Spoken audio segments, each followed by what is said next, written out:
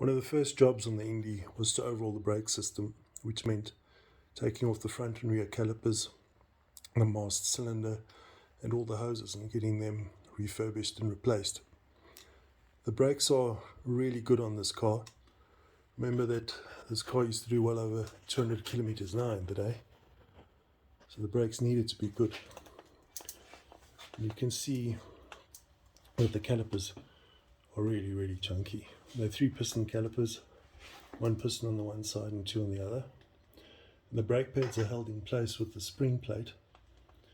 And to remove the pads, you need to remove that screw on both the spring plates, and then you can push the pads back and remove them. But in this case, the brake pads were and the pistons were so rusted that they wouldn't push back, so it took quite a lot of wrestling to get them out and to get the calipers off.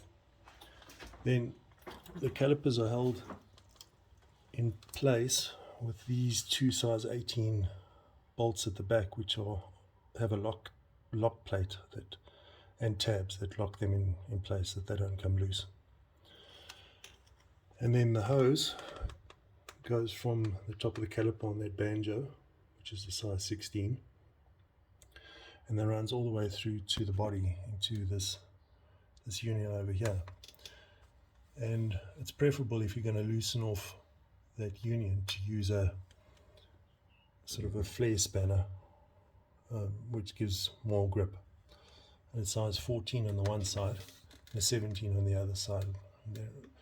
Then the hose itself has a 14 nut that secures it to that plate, so that all gets loosened off, and then you can take the hose off the caliper.